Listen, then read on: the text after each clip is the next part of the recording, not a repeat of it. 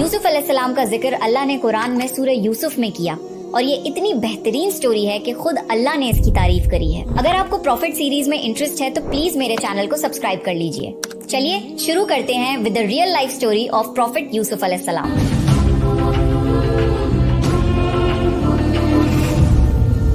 قرآن میں سورہ یوسف میں اللہ نے یوسف علیہ السلام کا واقعہ بیان کیا ہے۔ یوسف علیہ السلام بچے تھے جب انہوں نے اپنے باپ یعقوب علیہ السلام سے ذکر کیا، ابا میں نے 11 ستاروں اور سورج چاند کو خواب میں دیکھا ہے کہ وہ سب مجھے سجدہ کر رہے ہیں۔ یعقوب علیہ السلام نے فرمایا کہ میرے بیٹے، اپنے اس خواب کا ذکر اپنے بھائیوں سے نہ کرنا، ایسا نہ ہو کہ وہ تمہارے ساتھ کوئی فریب کریں، شیطان تو انسان کا کھلا دشمن ہے۔ یعقوب علیہ السلام کو علم ہو گیا تھا کہ اللہ تعالیٰ یوسف علیہ السلام کو نبوت اور سرداری بخشیں گے۔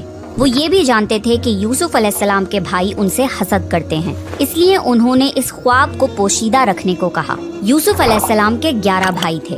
بنیامین ان کے سگے بھائی تھے جو ایک ہی ماں سے پیدا ہوئے تھے، باقی بھائی دوسری ماؤں سے پیدا ہوئے تھے۔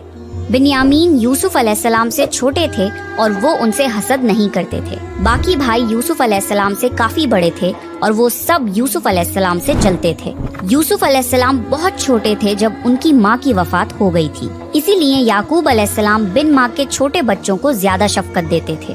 یہ دیکھ کر باقی بھائی ان سے جلتے تھے۔ یعقوب علیہ السلام کو یوسف علیہ السلام اور بنیامین سے زیادہ محبت تھی۔ یوسف علیہ السلام کے بھائیوں نے آپس میں دریافت کیا کہ ہمارے باپ یوسف اور اس کے بھائی سے زیادہ محبت کیوں کرتے ہیں، جبکہ ہم تو ایک طاقتور جماعت ہیں۔ ان کی حسد اور جلن اتنی بڑھ گئی کہ انہوں نے آپس میں مشورہ کیا اور یوسف علیہ السلام کو قتل کرنے کا منصوبہ بنا لیا۔ انہوں نے کہا، یوسف کو تو مار ہی ڈالو یا کسی نامعلوم جگہ پھینکاؤ تاکہ ہمارے والد کا رخ صرف ہماری طرف ہو جائے، بعد میں ہم توبہ کر لیں گے۔ ان میں سے ایک بھائی لاوی نے کہا، یوسف کو قتل تو مت کرو بلکہ اسے کسی کنویں میں ڈالاؤ کہ اسے کوئی آتا جاتا قافلہ اٹھا لے جائے۔ سب اس بات پر راضی ہو گئے۔ پھر سارے بھائی مل کے اپنے باپ یعقوب علیہ السلام کے پاس گئے اور بولے، آخر آپ یوسف کے بارے میں ہم پر اعتبار کیوں نہیں کرتے؟ ہم تو اس کے خیر خواہ ہیں۔ کل آپ یوسف کو ہمارے ساتھ بھیج دیجئے کہ خوب کھائے پیے اور کھیلے، اور اس کی حفاظت کے ہم ذمہ دار ہیں۔ یعقوب نبی نے فرمایا، اسے تمہارا لے جانا مجھے فکر میں رکھے گا اور مجھے یہ بھی ڈر لگا رہے گا کہ اسے کہیں بھیڑیا نہ کھا جائے۔ انہوں نے جواب دیا، ہم جیسی زوراور جماعت کی موجودگی میں بھی اگر اسے بھیڑیا کھا جائے تو ہم تو بالکل نکمے ہوئے۔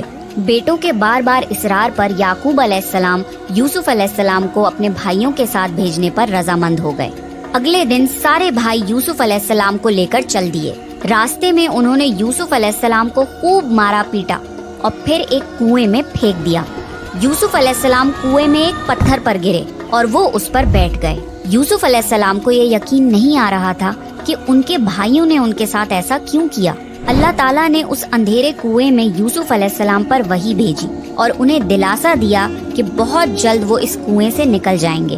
یوسف علیہ السلام کو کنویں میں ڈالنے کے بعد وہ سب روتے ہوئے اپنے باپ کے پاس پہنچے اور کہنے لگے، ابا جی، ہم تو آپس میں دوڑ میں لگ گئے اور یوسف کو ہم نے سامان کے پاس چھوڑا تھا، بس اسے بھیڑیا کھا گیا۔ آپ ہماری بات نہیں مانیں گے پر ہم سچے ہیں۔ ثبوت کے طور پر وہ یوسف علیہ السلام کے کرتے پر جھوٹ موٹ کا خون لگا لائے تھے جو انہوں نے اپنے باپ کو دکھایا۔ یعقوب علیہ السلام نے فرمایا، یہ سچ نہیں ہے بلکہ تم نے اپنی طرف سے بات بنا لی ہے، بس صبر ہی بہتر ہے اور تمہاری بنائی ہوئی باتوں پر اللہ سے ہی مدد طلب کی جا سکتی ہے۔ یعقوب علیہ السلام نے فرمایا، بھلا بتاؤ وہ کیسا بھیڑیا تھا جو میرے بیٹے کو تو کھا گیا پر اس کے کرتے کو بالکل نہیں پھاڑا۔ بار بار پوچھنے پر بھی بھائیوں نے سچ نہیں بتایا۔ سفر کرتا ہوا ایک قافلہ آیا اور انہوں نے پانی کے لیے ایک شخص کو بھیجا۔ اس نے اپنا ڈول کنویں میں لٹکا دیا۔ یوسف علیہ السلام اس ڈول میں بیٹھ گئے۔ انہوں نے جب ڈول نکالا تو اس میں ایک خوبصورت لڑکا آیا۔ وہ خوش ہو گئے کیونکہ اس زمانے میں غلاموں کی تجارت ہوتی تھی۔ وہ قافلہ یوسف علیہ السلام کو اپنے ساتھ مصر لے گیا اور انہیں ایک معمولی قیمت پر غلام کے طور پر بیچ دیا۔ عزیز مصر نے اس خوبصورت بچے کو خریدا اور اپنی بیوی زلیخا کو تحفے میں پیش کیا اور فرمایا کہ اسے بہت عزت اور احترام کے ساتھ رکھو، بہت ممکن ہے کہ یہ ہمیں فائدہ پہنچائے یا ہم اسے بیٹا ہی بنا لیں۔ اس طرح یوسف علیہ السلام عزیز مصر کے یہاں پلے بڑھے۔ عزیز مصر نے یوسف علیہ السلام کو بیٹوں کی طرح رکھا۔ جب یوسف علیہ السلام بڑے ہوئے تو انہیں شاہی محل کی دیکھ بھال دے دی گئی۔ اللہ نے مصر کی سرزمین میں یوسف علیہ السلام کے قدم جما دیے اور انہیں علم سے نوازا۔ جب یوسف علیہ السلام جوان ہوئے تو جوانی کے ساتھ ان کے حسن میں بھی اضافہ ہوا۔ حسن یوسف واقعی بے مثال تھا۔ یوسف علیہ السلام اس دنیا کے سب سے خوبصورت شخص تھے۔ اللہ نے خوبصورتی کو 2 حصوں میں بانٹا۔ آدھا حسن اس پوری دنیا کی تمام مخلوق میں تقسیم کرا اور باقی آدھا حسن صرف یوسف علیہ السلام کو ہی دے دیا۔ سبحان اللہ، یہ ہے حسن یوسف۔ عزیز مصر کی بیوی زلیخا یوسف علیہ السلام کے حسن کو دیکھ کر فدا ہو گئی اور اس نے یوسف علیہ السلام کے ساتھ بدکاری کا ارادہ کیا۔ پھر اس نے اپنے محل میں یوسف علیہ السلام کو بہلانا پھسلانا شروع کر دیا۔ ایک رات زلیخا نے یوسف علیہ السلام کو سارے دروازے بند کر کے کہا، آئیے یوسف، میں نے یہ زیب و زینت آپ کے لیے کی ہے۔ یوسف علیہ السلام نے کہا، اللہ کی پناہ، یہ ناممکن ہے، میں ایسا نہیں کر سکتا۔ کیا میں اپنے مالک کی بیوی کے ساتھ بدکاری کروں جس نے مجھے اپنے بیٹوں کی طرح پالا؟ یہ بہت بڑا ظلم ہے۔ جب زلیخا ضد کرنے لگی تو یوسف علیہ السلام وہاں سے بھاگے۔ زلیخا ان کے پیچھے بھاگی اور دونوں دروازے کی طرف دوڑے۔ زلیخا نے یوسف علیہ السلام کا کرتا پیچھے سے کھینچ کر پھاڑ دیا۔ دروازے کے پاس ہی عزیز مصر دونوں کو مل گئے۔ زلیخا چونک گئی اور اپنی بات سے پلٹ گئی۔ کہنے لگی، جو شخص آپ کی بیوی کے ساتھ برائی کا ارادہ کرے اس کی سزا یہی ہے کہ اسے قید کر دیا جائے اور کوئی دردناک عذاب دیا جائے۔ یوسف علیہ السلام نے کہا، میں گنہگار نہیں بلکہ یہ ہی مجھے بہلا پھسلا رہی تھی۔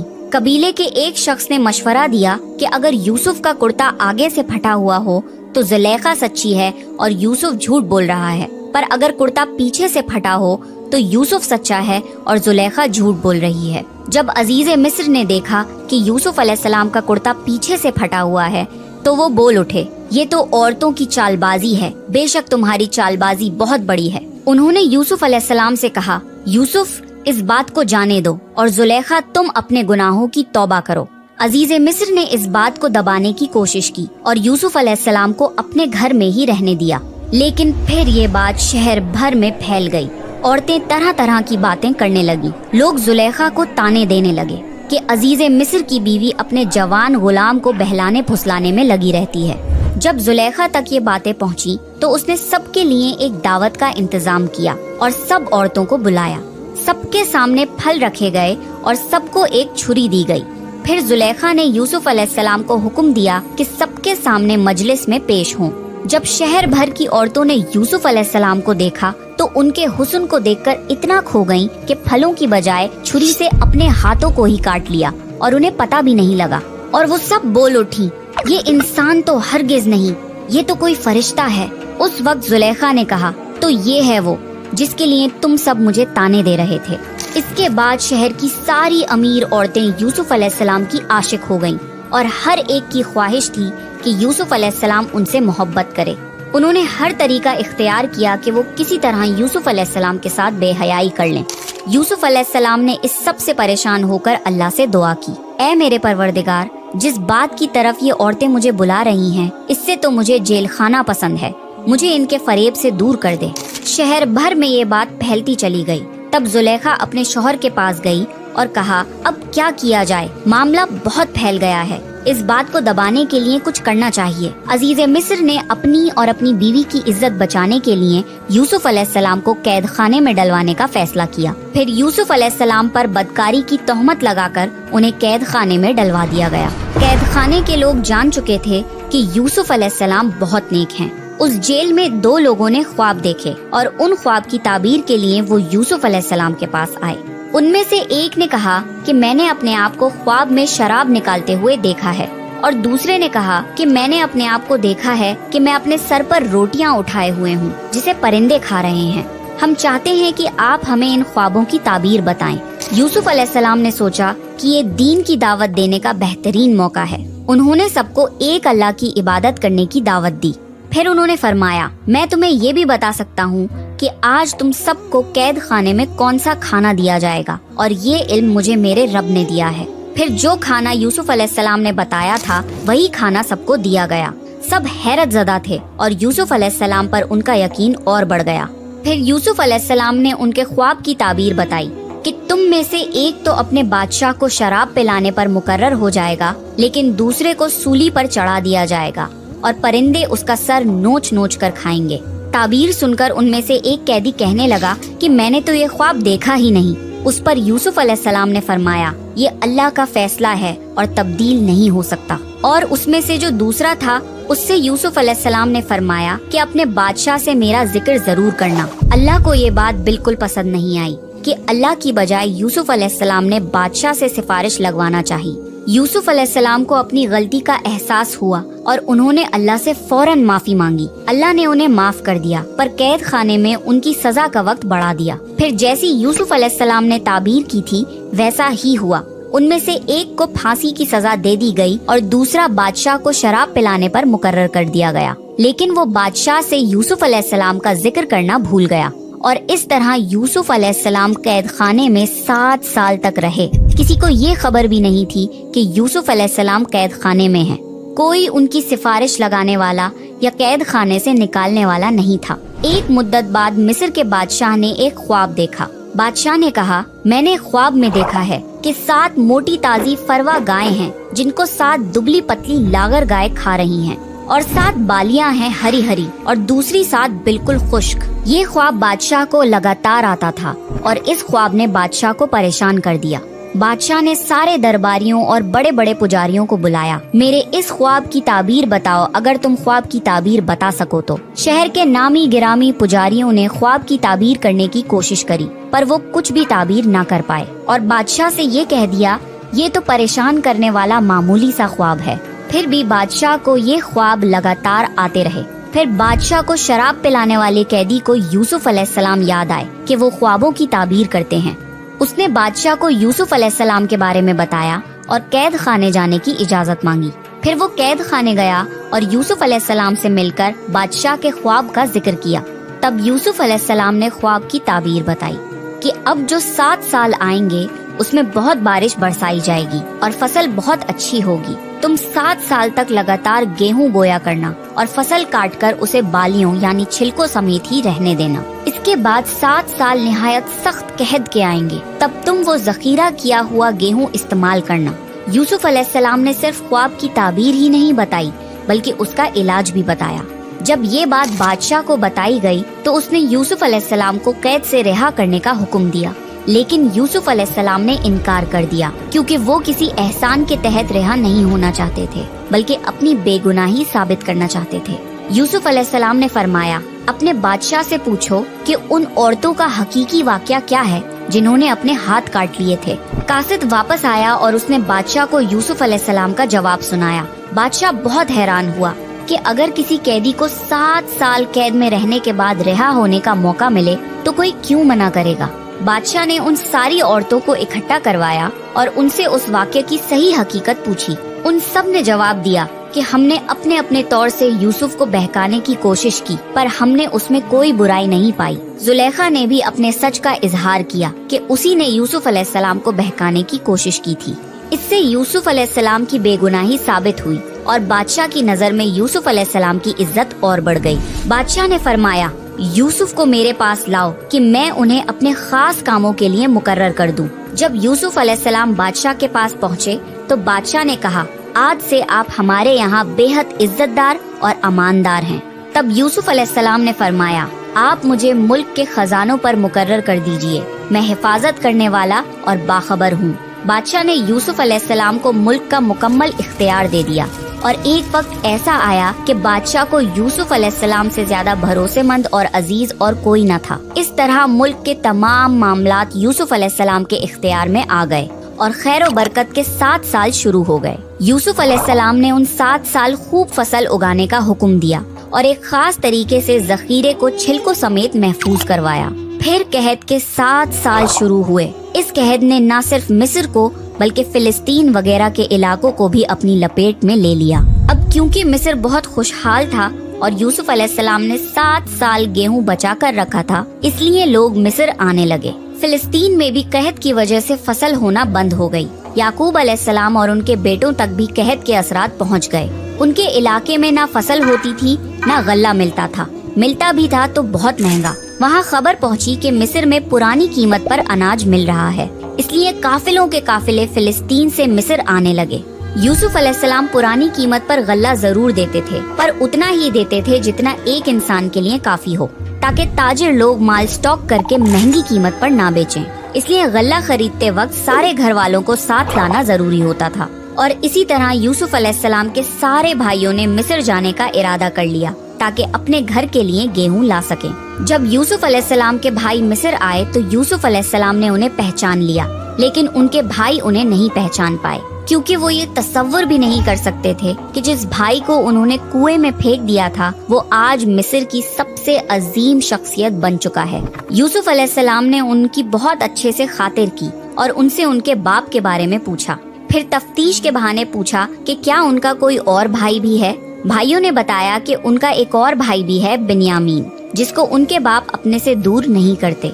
यूसुफ अलैहिस्सलाम ने उन्हें उस साल की गंदुम दे दी, लेकिन ये शर्त रख दी कि अगले साल वो लोग बिन्यामीन को भी लाएं, वरना उन्हें गंदुम नहीं मिलेगी। ये इसलिए क्योंकि यूसुफ अलैहिस्सलाम अपने सगे भाई बिन्यामीन से मिलना चाहते थे। फिर जिन पैसों से उन्होंने गेहूं खरीदा था, यूसुफ अलैहिस्सलाम ने अपने खिदमतदारों से कहा कि इनकी पूंजी इन्हीं के सामान में वापस रख दो। ये इसलिए क्योंकि यूसुफ अलैहिस्सलाम चाहते थे कि वो अगले साल जरूर आएं और मुमकिन है कि उनके पास दोबारा आने के लिए रकम ना हो और वो गंदुम खरीदने ना आएं। घर पहुंचने पर भाइयों ने याकूब अलैहिस्सलाम से कहा कि आइंदा हमें गेहूं तभी मिलेगा जब बिन्यामीन को हम अपने साथ लेकर जाएंगे। याकूब अलैहिस्सलाम ने उनकी बात मानने से इनकार कर दिया। फिर जब उन्होंने अपना सामान खोला तो उसमें अपने पैसे मौजूद पाए। ये देखकर उन्होंने याकूब अलैहिस्सलाम को और मनाने की कोशिश की। याकूब अलैहिस्सलाम ने फरमाया, मैं बिन्यामीन को तुम्हारे साथ तब तक नहीं भेजूंगा जब तक तुम अल्लाह की कसम ना खाओ कि इसे अपने साथ वापस लेकर आओगे। उन सब ने अल्लाह की कसम खा ली कि बिन्यामीन को अपने साथ हिफाजत से रखेंगे। अगले साल जब फिर से मिस्र जाने का वक्त आया तो याकूब अलैहिस्सलाम ने अपने बेटों को नसीहत दी, ऐ मेरे बच्चों, तुम सब एक दरवाजे से मत जाना, बल्कि अलग अलग दरवाजों से दाखिल होना। मतलब ये था कि तुम सब 11 नौजवान भाई हो, तुम्हें साथ देखकर कोई हसद ना कर बैठे और तुम्हें नजर न लग जाए। नजर का लग जाना बरहक है। जब सब भाई मिस्र पहुंच गए तो यूसुफ अलैहिस्सलाम ने उनकी फिर से खिदमत की और बिन्यामीन को अकेले में बुलाकर उन्हें गले लगाया और उन्हें बताया कि वो उनके बड़े भाई यूसुफ हैं। फिर यूसुफ अलैहिस्सलाम ने अपने भाई को अपने पास रोकने के लिए एक तरगीब लगाई। उन्होंने अपने भाई के सामान में पानी पीने का प्याला रख दिया। जब सब जाने लगे तो मिस्र के रखवालों ने उन्हें रोका और उनकी तलाशी ली, ये कहके कि शाही प्याला गुम हो गया है। भाइयों ने बोला, अल्लाह की कसम हम चोर नहीं हैं। उन्होंने कहा, अच्छा, चोर की क्या सजा है अगर तुम झूठे हो? भाइयों ने जवाब दिया कि उसकी सजा यही है कि जिसका सामान चुराया गया हो, चोर उसका गुलाम हो जाता है। यूसुफ अलैहिस्सलाम ने उनके सामान की तलाशी करवाई और बिन्यामीन के सामान में शाही प्याला मिल गया। भाइयों ने फौरन कहा कि अगर इसने चोरी की है तो कोई ताज्जुब की बात नहीं, इसका भाई यूसुफ भी पहले चोरी कर चुका है। यूसुफ अलैहिस्सलाम को इस बात का बहुत बुरा लगा कि इतने साल बाद भी उनके भाइयों का दिल उनके लिए जरा भी नरम नहीं हुआ। यूसुफ अलैहिस्सलाम ने इस बात को दिल में ही रख लिया और सिर्फ ये कहा कि आप लोग बहुत बुरे हो और जो कुछ आप बयान करते हो उसका अल्लाह ही गवाह है। अब सारे भाई यूसुफ अलैहिस्सलाम की मिन्नतें करने लगे और बोले कि ए अजीज़े मिस्र, इसके बाप बहुत ज़ईफ उम्र के बूढ़े शख्स हैं, आप इसकी जगह हम में से किसी को रख लीजिए। यूसुफ अलैहिस्सलाम ने फरमाया कि गुनहगार के सिवा हम किसी और को गिरफ्तार नहीं कर सकते, ये नाइंसाफी होगी। वो सब भाई बेहद परेशान हो गए और आपस में मशवरा करने लगे कि हम बिन्यामीन को छोड़कर कैसे वापस जाएं। हमने तो अपने बाप को कसम दी है। उनमें से एक भाई लावी ने बोला कि पहले भी हम अपने बाप को यूसुफ के मुताल्लिक तकलीफ दे चुके हैं, मुझ में हिम्मत नहीं कि इस बार भी उनका सामना करूं, इसलिए मैं यहाँ से नहीं जाऊंगा, तुम सब वापस चले जाओ। जब सारे भाई फिलिस्तीन वापस पहुँचे तो बिन्यामीन के वापस न आने पर याकूब अलैहिस्सलाम बहुत रंजीदा हो गए। यूसुफ अलैहिस्सलाम को वो पहले ही खो चुके थे और अब एक और बेटे बिन्यामीन की जुदाई उनसे बर्दाश्त नहीं हुई। भाइयों ने उन्हें सारा वाकया बताया तो याकूब अलैहिस्सलाम ने फरमाया कि तुमने अपनी तरफ से कोई बात बना ली है जिस तरह पहले किया था, बस अब सब्र ही बेहतर है, बेशक अल्लाह इल्म और हिकमत वाला है। याकूब अलैहिस्सलाम यूसुफ अलैहिस्सलाम की जुदाई में 40 साल तक रोते रहे। वो बिन्यामीन में यूसुफ अलैहिस्सलाम की झलक देखकर अपने आप को दिलासा देते थे पर जब बिन्यामीन भी उनसे छिन गया तो ये उनके सब्र का सबसे बड़ा इम्तिहान था। यूसुफ अलैहिस्सलाम की याद में रो रो कर उनकी आंखें वैसे ही कमजोर हो गई थीं, लेकिन इस सदमे की वजह से वो इतना रोए कि उनकी बीनाई चली गई और उनकी आंखें सफेद हो गईं। बिन्यामीन के ना आने पर उन्होंने बोला, हाय यूसुफ। ये सुनकर सारे भाई चिढ़ गए और बोले, आप हमेशा यूसुफ को ही याद करते रहेंगे, यहाँ तक कि आप जान ही दे देंगे। इस पर याकूब अलैहिस्सलाम ने फरमाया, मैं तो अपने गम और तकलीफ का इजहार अल्लाह ही से करता हूँ और अल्लाह ही की तरफ से वो बातें जानता हूँ जो तुम नहीं जानते। याकूब अलैहिस्सलाम ने फरमाया, मेरे बच्चों, तुम मिस्र जाओ और अजीज मिस्र से बात करो और अल्लाह की रहमत से नाउम्मीद मत होना। वो सब फिर मिस्र पहुँचे और यूसुफ अलैहिस्सलाम से मिलकर कहने लगे, ए अजीज मिस्र, हमें और हमारे खानदान को दुख पहुँचा है। हमारे बाप बहुत बूढ़े हैं, आप उनकी ज़ईफ उम्र पर रहम करिए और बिन्यामीन को हमारे साथ वापस भेज दीजिए। यूसुफ अलैहिस्सलाम ने उनसे पूछा, जानते भी हो कि तुमने यूसुफ के साथ क्या किया था? भाइयों ने हैरान होकर पूछा, क्या वाकई आप यूसुफ हैं? उन्होंने जवाब दिया, हाँ, मैं यूसुफ हूँ और ये मेरा भाई बिन्यामीन है। अल्लाह ने हम पर फजलो करम किया और जो भी सब्र करे तो अल्लाह किसी नेक शख्स का अजर जाया नहीं करता। वो सब शर्मिंदा हो गए और बोले, बेशक अल्लाह ने तुम्हें हम पर बरतरी दी है और ये भी बिल्कुल सच है कि हम खताकार थे। यूसुफ अलैहिस्सलाम इस मुकाम पे उन्हें सजा देकर उनसे बदला ले सकते थे, पर यूसुफ अलैहिस्सलाम ने उन्हें माफ कर दिया और फरमाया, आज तुम पर कोई मलामत नहीं है, अल्लाह तुम्हें बख्शे, वो सब मेहरबानों से बड़ा मेहरबान है। मेरा ये कुर्ता ले जाओ और इसे मेरे वालिद के चेहरे पर डाल दो कि वो देखने लगे और अपने खानदान को मेरे पास ले आओ। सारे भाई यूसुफ अलैहिस्सलाम का कुर्ता लेकर फिलिस्तीन की तरफ चल दिए। वो रास्ते में ही थे कि याकूब अलैहिस्सलाम ने यूसुफ अलैहिस्सलाम की खुशबू महसूस कर ली और कहने लगे, मुझे यूसुफ की खुशबू आ रही है। खानदान के सब लोग याकूब अलैहिस्सलाम को दीवाना समझ रहे थे। जब सारे भाई याकूब अलैहिस्सलाम के पास वापस पहुँचे तो उन्हें सारा वाकया बताया और उनके चेहरे पर यूसुफ अलैहिस्सलाम का कुर्ता डाला तो याकूब अलैहिस्सलाम की बीनाई वापस आ गई और वो फिर से देखने लगे। आखिरकार याकूब अलैहिस्सलाम को यूसुफ अलैहिस्सलाम के जिंदा होने की खबर सुनकर सुकून मिला और उन्होंने फरमाया, क्या मैं ना कहता था कि मैं अल्लाह की तरफ से वो बातें जानता हूँ जो तुम नहीं जानते? तब भाइयों ने कहा कि अब्बा जान, आप अल्लाह से हमारे लिए गुनाहों की बख्शिश तलब कीजिए, बेशक हम गुनहगार हैं। इन भाइयों ने यूसुफ अलैहिस्सलाम के कत्ल का इरादा करते वक्त ये बोला था कि हम बाद में तौबा कर लेंगे, पर 40 साल तक वो तौबा नहीं कर पाए। बेशक अल्लाह की इजाजत के बिना कोई तौबा भी नहीं कर सकता।